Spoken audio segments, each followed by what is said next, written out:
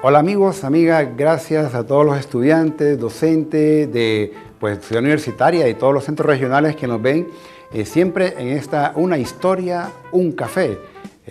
Visto siempre aquí en el UTV, el canal de la cultura de nuestra Universidad Nacional Autónoma de Honduras. Soy Arnulfo Ramírez de la Costa, profesor del Departamento de Historia de la Facultad de Ciencias Sociales de nuestra Universidad Nacional Autónoma de Honduras. Y continuamos con estos temas tan importantes, temas que vamos aprendiendo cada vez que tenemos a nuestros invitados. Y esta vez quiero presentar a un profesor que colabora mucho con nuestra universidad, me refiero al doctor Jorge Rojas.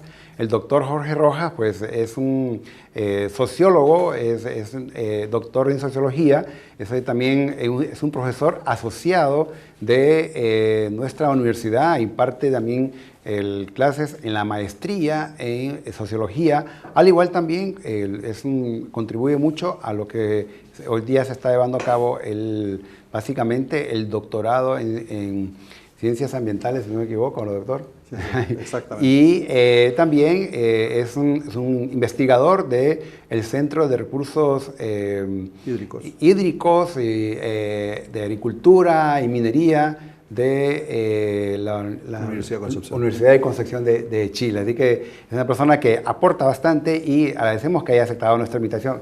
Bienvenido, doctor, ¿cómo está? Mucho gusto. Bienvenido, mucho gusto. Sí. Bueno, y vamos a hablar de un tema que, desde su mucha experiencia, el doctor Jorge Rojas ha contribuido incluso a este tema, que es el cambio climático y sus impactos socioecológicos. Es un tema que hemos escuchado, lo vemos con las redes, pero es importante que las personas que investigan, las personas que escriben, personas que publican a nivel nacional y a nivel internacional estos temas nos lo den a conocer básicamente por este programa que es Una Historia, un Café. Cambio climático y sus impactos socioecológicos. Doctor, siempre a veces asociamos lo que es el cambio climático, calentamiento global, y hay una serie de palabras que se van utilizando por ahí, pero es bien importante aclararle a toda esta comunidad de nuestra universidad que nos ve alrededor de todo Honduras, ¿qué tiene que ver esto? ¿Qué es cambio climático? ¿Qué es un calentamiento global? ¿Cuáles son esas causas? ¿Cuáles son esas consecuencias? ¿A dónde va a terminar todo esto? Y creo que usted es la persona indicada que nos va a dar esta orientación para poder entender bien este fenómeno. Bueno, muchas gracias. En primer lugar, saludar a la comunidad universitaria de la UNA y a sus colaboradores de las regiones. He estado en algunas de ellas, entonces también es muy importante, digamos, el rol que tienen las regiones, digamos, a propósito del cambio climático y los temas ambientales. En realidad el cambio climático pienso que es el tema del siglo XXI. Cuando digo esto quiero decir que es un tema que no puede estar ajeno en la agenda política, en las regiones, ni mucho menos en las universidades, ¿no? Es muy importante, a pesar de que no siempre todo el mundo lo entiende de esa manera, digamos, ¿no? Y hay incluso gobiernos muy, digamos, conservadores, ¿no es cierto?, como en Estados Unidos, el señor Trump, qué sé yo, antes cuando era presidente, que niegan, o Bolsonaro en Brasil. O sea, generalmente los presidentes que son muy de derecha, ¿ya?, saben que existe el cambio climático, pero lo niegan porque quieren seguir explotando la naturaleza como hasta ahora lo han hecho. Ese es el tema, ¿no? Cambio climático, hay que decir ahora que se trata de una transformación geológica. O sea, antes, a comienzos de los 70, se hablaba de los problemas ambientales, en el Club de Roma, digamos, en Suecia, en Estocolmo, después en Brasil. Bueno, hubo muchos eventos donde fue avanzando, digamos, el tema del cambio climático, de ser temas puramente ambientales en un comienzo, de contaminación. Empezó a surgir también la conciencia de que en realidad los temas ambientales se están traduciendo en un cambio climático, que están, digamos, está alterando, digamos, el clima prácticamente. Entonces ya no era problema solamente de que muchos plásticos en los ríos, mucha basura, contaminación del aire, de la atmósfera, sino que se refería también a un tema ya de un impacto en el clima, digamos, en el clima. Y ahí hay que entonces ir un poco a las causas. podríamos hablar de dos grandes temas, digamos. Uno es, tiene que ver, digamos, con las emisiones de dióxido de carbono, las emisiones de dióxido de carbono, ¿no es cierto? Hay que indicar, eso todos lo sabemos, de que nosotros necesitamos, digamos, CO2, el planeta necesita el CO2 para producir, digamos, un nivel de calentamiento, de temperatura, digamos, que haga posible la vida humana y la vida de la naturaleza, ¿ya? Y por miles de años tuvimos, digamos, una concentración de partes por millones de CO2 de 280, por miles de años, y eso permitió, digamos, la vida humana y la vida natural. Pero a partir de la revolución industrial, o de unos 400 años atrás, empezó a incrementarse el CO2, el dióxido de carbono, que tiene el efecto invernadero. Y esto no ha parado. Pasó de 280 y hoy día estamos en 400, más o menos, un poco más de 400. ¿ya? Y la tendencia siempre es... Y la tendencia es a crecer. Entonces, ¿qué significa eso? Que la Tierra acumula más calor, ¿no? O sea que el CO2 produce el efecto invernadero, o sea, atrapa sol, atrapa, digamos, calorías, retiene calorías. Entonces estamos, digamos, en un incremento también de las temperaturas, producto, digamos, de esta concentración de dióxido de carbono de por lo menos 1 grado, 1,1 grado, dicen algunos. Bueno, depende, digamos, estos son datos, los datos que yo uso son del IPCC, que es el panel intergubernamental de cambio climático de las Naciones Unidas, que existe ya hace varios años y que permanentemente hace estos informes, digamos, sobre los impactos y sobre, digamos, la concentración de dióxido de carbono. Los estudios que ellos hacen son estudios de miles de estudios a nivel mundial, o sea, lo que se hace, digamos, en distintos países. Es investigación de las investigaciones, de ahí van ellos obteniendo, digamos, pero también hacen estudios, digamos, en las profundidades de la Antártica, por ejemplo, para ver cuál ha sido la concentración de dióxido de carbono en la historia industrial. Hay historia ambiental, existe en la atmósfera, en el suelo y también, digamos, en el hielo, digamos. Son capas, digamos, que se dan, donde uno puede estudiar. Eso ya, afortunadamente, hay mucha investigación, claro. De geógrafos, de físicos, de distintos tipos de investigadores que saben, digamos, lo que está ocurriendo. Entonces, ese es el gran tema. Ahora, ¿quiénes son los principales responsables de las emisiones de CO2? Bueno, el principal responsable es China actualmente, según los datos también de las Naciones Unidas. China es responsable de un 28% de las emisiones de CO2. ¿Por qué? Porque es un país que está creciendo, que se está desarrollando y que, digamos, trabaja con energías fósiles, ¿no? Que producen, digamos, efecto invernadero, ¿no es cierto? Con, digamos, petróleo, con carbón y qué sé yo. Bueno, ellos tienen algunos lugares para mostrar de que también hacen política ambiental, en fin, pero en general son los que más producen. Antes era Estados Unidos el principal emisor de CO2, ¿no? Pero pasó a segundo lugar Estados Unidos con un 14%. O sea, China 28%, que es casi un tercio, es muchísimo. Y, digamos, Estados Unidos un 14%, y le sigue después la Unión Europea. Bueno, el que sigue, me parece que India, países que tienen un 5%, Japón. Los europeos tienen entre 2 y un 1%, y aquí en América Latina, Brasil tiene un 1%. Bueno, México también un 1%, y hay países como Chile también anda cercano por, digamos, la explotación también de los recursos. Honduras está por debajo, ¿no? Los países centroamericanos están por debajo del 1%. Entonces, ¿qué significa esto? Que los países menos desarrollados son los que menos, digamos, aportan a la contaminación y al efecto invernadero con emisiones, digamos, de CO2. Tienen a veces incluso un impacto negativo. En cambio, los países más desarrollados son los que impactan más, ¿ya? Y son los que reciben menos impacto, porque según digamos, los datos también de las Naciones Unidas, los impactos del cambio climático, por ejemplo, las muertes, más del 90% de las muertes producidas por el cambio climático se producen en los países menos desarrollados, y no en los países desarrollados. ¿Por qué? Porque los países desarrollados están en mejores condiciones para enfrentar los impactos del cambio climático. También están afectados por inundaciones, por incendios, digamos, por lluvias torrenciales, por sequías, digamos, por calentamiento, por temperaturas muy elevadas. Justamente ahora hubo temperaturas muy elevadas, digamos, en Europa, pero también en América Latina. En sectores de Brasil están con más de 50 grados de temperatura, ¿no es cierto? Pero en España también, y España sufrió enormes sequías y incendios, qué sé yo.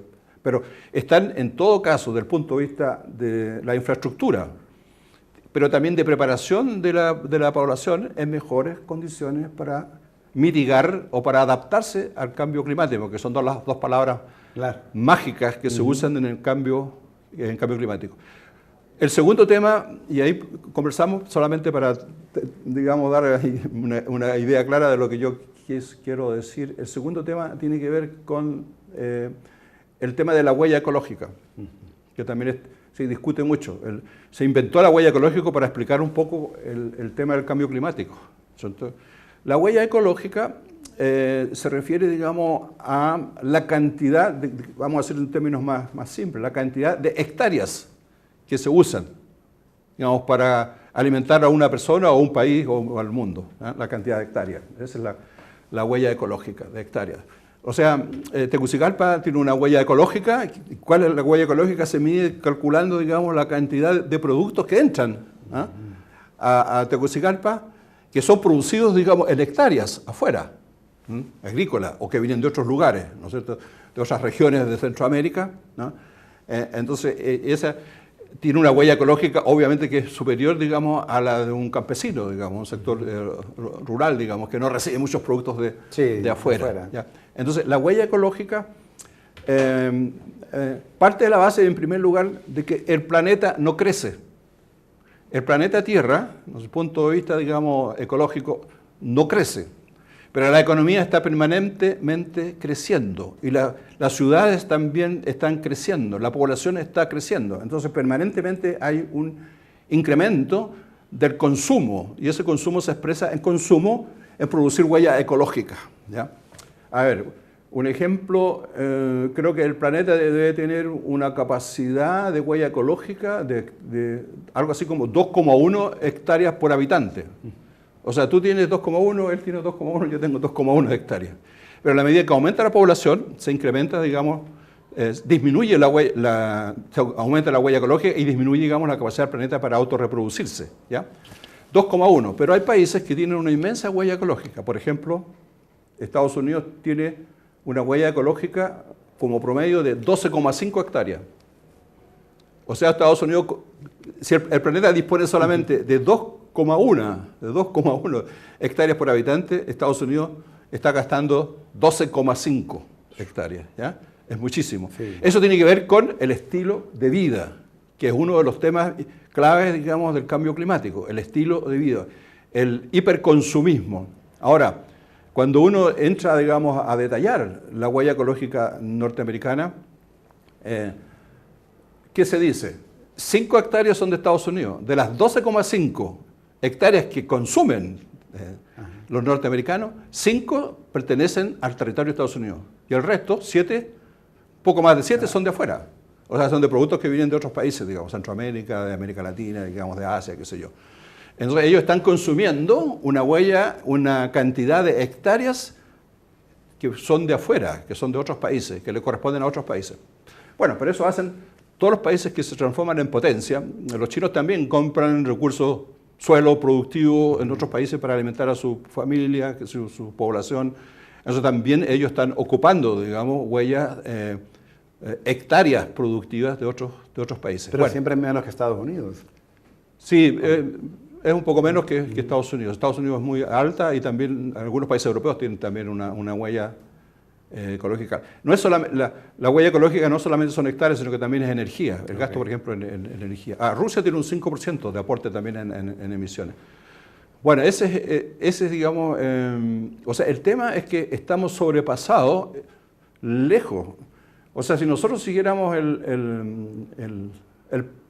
digamos, la pauta de consumo europea de países desarrollados, necesitaríamos 3 planetas, más o menos, actualmente. Pero esos 3 planetas no existen. Y insisto, en ecología se dice el planeta no crece, ¿no? No crece. El planeta es relativamente pequeño y se autorreproduce, pero para autorreproducirse tiene que funcionar su ecosistema, el agua, la atmósfera, el suelo, qué sé yo. Claro, o sea, no crece. Entonces, ahí nosotros ya tenemos que tomar la conciencia de que esta ideología de la época moderna de crecer, crecer y crecer, y de siempre progresar, no es compatible con las características, las condiciones, las propiedades, digamos, del planeta Tierra. ¿Se puede progresar? Sí, se puede progresar, pero hay que progresar de acuerdo, digamos, a parámetros que sean compatibles con las exigencias de la reproducción de los ecosistemas. O sea, un río tiene, digamos, sus propias leyes. Todos los sistemas naturales, los bosques, todos tienen sus propias leyes. Y si uno no respeta esas leyes de los ecosistemas, entonces estamos sobrepasando a la naturaleza. Y de esa manera, ¿cómo nos responde la naturaleza? Con efectos, con fenómenos extremos, ¿no es cierto? Son las consecuencias, digamos, de que estamos ya en 1,1 incremento de las temperaturas, ¿no es cierto? Y el límite es 1,5, según el acuerdo de la mayoría de los países que se hizo en Francia, en París, en diciembre de 2015. En diciembre de 2015 se asignaron todos los países y acordaron en Francia, para frenar el cambio climático, no sobrepasar 1,5 grados, o sea, máximo 2 y 1,5, porque más allá de 2 grados, si son 3 grados, o si son hasta 5 grados, pueden incrementarse las temperaturas de aquí a fines de siglo, bueno, colapsa el planeta. O sea, para evitar que el planeta colapse, que se destruya, no se debe sobrepasar 1,5 grados, pero ya nos quedan 0,4. Eso le quería preguntar realmente, porque si, como usted lo plantea muy bien, muy clara, ¿verdad? Uno ve que esto es alarmante. Casualmente yo anduve hace un par de tiempo atrás en España. Entonces, la gente dice, a estas alturas aquí ya debe estar haciendo frío, la gente debe andar con sus abrigos, estamos hablando de octubre. Claro. Imagínense, y dicen, no, aquí todavía la gente anda como que estuviera en verano, esto nunca pasa. Pero de repente nos falta más información para poder entender estos fenómenos, como usted lo dijo claramente. Necesitamos 3 planetas Tierra para que se funcione como tal. Y ya usted, según su visión como sociólogo, y por eso estamos hablando de estos impactos socioecológicos, en principio lo más cercano, ¿cómo usted lo visualiza? Estamos ahorita en el año 2023, pero esto va corriendo. ¿Qué va a pasar dentro de 25, 30 años? Claro. Si la tendencia se mantiene igual. Guterres, ¿no es cierto?, de las Naciones Unidas, hace poco, dijo que se nos está acabando el tiempo. Dice. Se nos está acabando el tiempo. O sea, estamos en una situación de urgencia. París acordó descarbonizar la economía al 50. Entonces, pero al 30 tendríamos que ya haber eliminado emisiones, la mitad de los billones de emisiones de CO2. ¿no? Esto disminuyó un poco durante la pandemia. La pandemia, digamos, favoreció porque había menos autos, menos aviones, menos barcos y, digamos, la gente estaba más en su casa. Sí. Ahí disminuyó como en 7 puntos, esto fue el 21, no sé, 2021, ¿no? Pero después empezó a incrementarse de nuevo las emisiones. Y ahora hay, por la crisis de, digamos, la invasión de Rusia, digamos, en Ucrania, hizo que los países que dependen, digamos, de la energía de Rusia empezaran de nuevo a explotar el carbón. Y el carbón, bueno, es un principal emisor de CO2, ¿no? Eso pasó en Alemania, digamos, está pasando en varios países, digamos, que hay, digamos, volver de nuevo, digamos, a la energía fósil, ¿no es cierto? Cuando tenemos que desfosilizar la economía y la sociedad. Y para eso se requieren energías renovables que están... Hay un montón de posibilidades de energías renovables, digamos, pero eso se frenó un poco, producto también a veces de gobiernos conservadores que no le dieron tanta importancia. O a veces la población empieza a protestar también porque dice, pero estas torres eólicas me molestan a los pájaros, hacen ruido. Yo lo experimenté en una visita que hicimos en Alemania, unos parques enormes, digamos, eólicos en Alemania. Y la gente se molesta, a pesar de que están un poco lejos, pero hacen ruido y también espantan a los pájaros, digamos. Entonces la gente dice, no quiero tener esto porque me molesta el paisaje, ¿ya? Y entonces a veces eso hace demorar, digamos, esto. Pero ahora están construyendo en el mar también, digamos, energía. O sea, hay muchas posibilidades desde el punto de vista científico y tecnológico de avanzar en frenar el cambio climático, para lo cual hay que hacer varias cosas. Una, hay que disminuir la energía fósil. Segundo, digamos, hay que acelerar la energía fósil, digamos, en todos los países, ¿no? Hay países que cuando yo estuve en Cuba dije yo, pero ¿por qué ustedes no tienen energía solar? Cuando es un país que tiene sol, ¿no es cierto? ¿No? En Chile ahora hay casi un 30% de energía renovable. ¿Por qué? Porque se captó, digamos, que en el norte, digamos, en Atacama, hay sol casi todos los días, digamos. Entonces allí, antes que tenía un proyecto para producir energía en la Patagonia, a miles de kilómetros al sur, pasando por todo un país, imagínense, tan largo como Chile.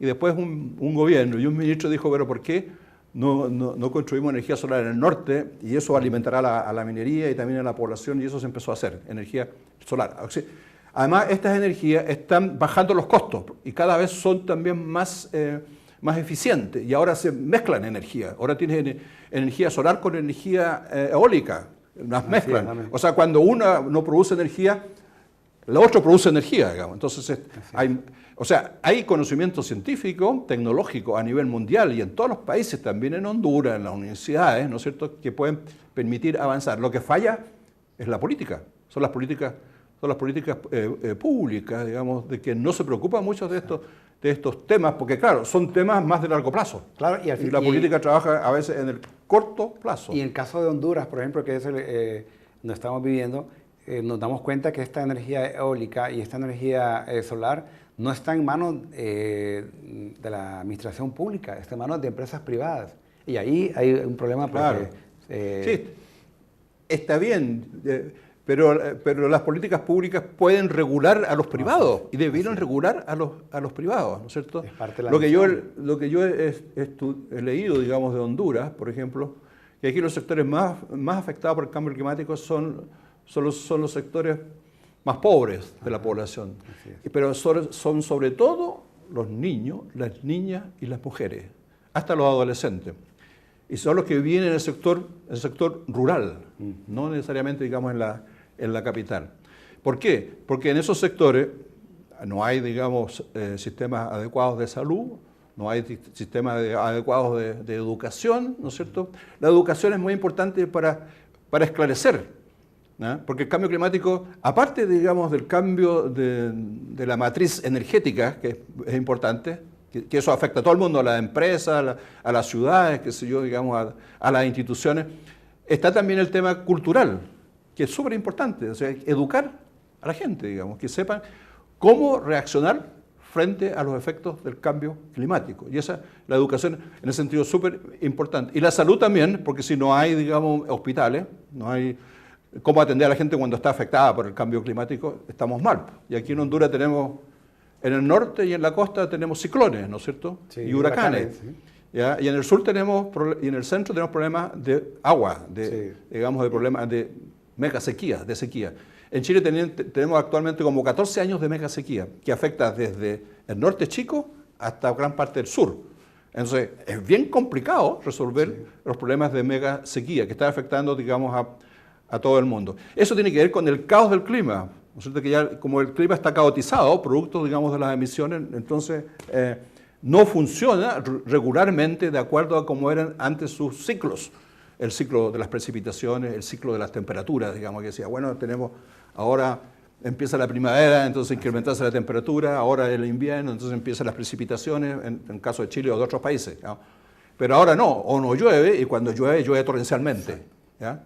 Es el máximo problema que se da, porque recordemos que nosotros somos influenciados, bueno, en buena parte del año por los vientos alisios que entran por el Caribe. Claro, Honduras, como es uno de los países más montañosos de Centroamérica, y la orientación de las montañas hace que las lluvias prácticamente lleguen solo en la parte del Caribe. Ya cuando van por el centro y la parte sur de Honduras, prácticamente no llegan estas aguas, ¿no? Entonces, se dan esos elementos. Doctor, sabemos que este es un tema que bien podemos hacer un seminario, creo, de eso. Y nos gustaría, pues ya casi para ir cerrando un poco, que nos dé en estos 5 minutos que nos quedan, pues algunas, y usted lo ha comentado, pero así como muy puntual, para Centroamérica, para Honduras, ¿cuál sería su recomendación? Sabemos que con su amplia experiencia a nivel de Sudamérica, sabemos que de una u otra forma, pues Chile pues es uno de los líderes en esta temática y claro, y ahora el conocimiento es universal y ¿qué se puede hacer en Honduras realmente? Que sabemos que hay muchos funcionarios que miran este programa y pueden retomar estas ideas. Bueno, un tema importante de lo que yo he visto, lo que he leído, hay que, digamos, hay que preocuparse del tema ambiental. Hay muchos problemas ambientales. Hay muchas cosas que, porque no hay, al parecer, no hay una acción eficiente de las comunas, por ejemplo, ¿no? Uno va hacia la costa, a la costa del Pacífico, y la basura está por todos lados. Sí, entonces ahí falta la política pública, los municipios y la educación de la gente, digamos. Sí. De nuevo, porque eso, educación. Es que educación es fundamental, la educación. Como digo, energía renovable, pero también la educación. Porque ustedes pueden tener podemos tener energías renovables fantásticas, pero si la gente sigue botando las basuras, ¿no es cierto?, en las canaletas o en los ríos, ¿no es cierto?, o en fin, ese es un problema complicado. Otro tema es, hay que preocuparse dónde vive la gente, porque aquí vivimos en montaña, digamos, o sea, Honduras es un país que tiene más de un 75% con altura, y ahí, digamos, hay muchos desprendimientos de tierra. Sí. Y eso es una cultura bien latinoamericana, que la gente, digamos, que no tiene recursos se instala, digamos, en unas en lugares, digamos, en los cerros prácticamente. Pero cuando vienen las lluvias torrenciales, se producen, digamos, los desprendimientos de tierra. Eso pasa con bastante frecuencia acá. Entonces, ahí tiene que haber políticas públicas que creen, digamos, asentamientos humanos que salgan del riesgo. Honduras tiene una política en contra del riesgo de hace ya bastantes años. Pero aquí lo que falta más son políticas, que esas políticas, esas leyes se expresen en políticas públicas. O sea, las políticas públicas significa el Estado es el que tiene que preocuparse. Pero también es capacitar a la gente, educación de nuevo, y eso tiene que empezar en la escuela. En la escuela básica, o sea, si los niños pueden aprender lo que es el clima, ¿no es cierto? Eso lo dice la UNESCO actualmente. Lo que es el clima, lo que es la vida, digamos, lo que es un ecosistema, lo que es todo, los niños pueden aprender rápidamente eso y tener entonces una conducta, digamos, de mayor prevención frente al cambio climático e incluso educar a sus propias familia, ¿no es cierto? Entonces, allí debería empezar. Esto no se hace en muchos casos porque los profesores a veces no saben de los temas, pero hay que entonces la universidad preocuparse de que los que hacen pedagogía, actualizar a los profesores en estos temas del cambio climático, de cómo, digamos, formar a los niños de manera de que ellos tengan esa conciencia. Para los niños no es problema, digamos. Yo sé que en Alemania los niños le decían, no botes la basura en la calle, y eran los que tenían más conciencia, no pases con luz roja, no sé, qué sé yo. ¿Ya? Entonces, hay digamos, los niños tienen esa capacidad de tener una visión holista. Entonces, superar la escuela, que reproduce tonteras muchas veces, que enseñan a los niños solamente a dividir y a dividir y a dividir los ciertos conocimientos, y hay que hacer una educación más holista, más universalista con estos temas. Después pueden seguir con las matemáticas, con la aritmética, con todas las cosas interesantes. La escuela, la capacitación de los funcionarios. ¿No? A Chile, cuando creó lo primero que se creó en Chile fue hace más de 20 años, la Comisión Nacional de Medio Ambiente. Y la Universidad de Concepción, el Centro Aula, que apoya el doctorado en Ciencias Ambientales, capacitó a todos los funcionarios de Arica, Magallanes, del sur. Todo, eso yo sé porque yo participé en eso. Claro. ¿No? A todos los funcionarios públicos se les capacitó en temas ambientales y después se ha seguido con los temas del cambio climático. Entonces los funcionarios saben que tienen que hacer una política de infraestructura, por ejemplo, digamos, de protección de la población, ¿no es cierto?, frente a eventos extremos. Entonces yo creo que es mezcla de cambio de la matriz energética y, digamos, educación y también salud, por supuesto, ¿no? Bien, están todos estos elementos: salud, educación, crear conciencia, activar, o mejor dicho, reactivar esos programas ecológicos, actualización tanto de docentes. Eso es lo que nos va a ayudar a salir adelante para poder evitar o manejar lo que el día de hoy hemos estado hablando acerca del Quizás cambio lo que se podría climático. Agregar como tercera idea que es importante es la economía, es la relocalización, la economía circular, que también se está discutiendo mundialmente. Así es. O sea, lo que está en peligro con el cambio climático no es solamente la vida de la gente, sino que también la alimentación. La alimentación que es afectada, digamos, por estos eventos del cambio climático, digamos.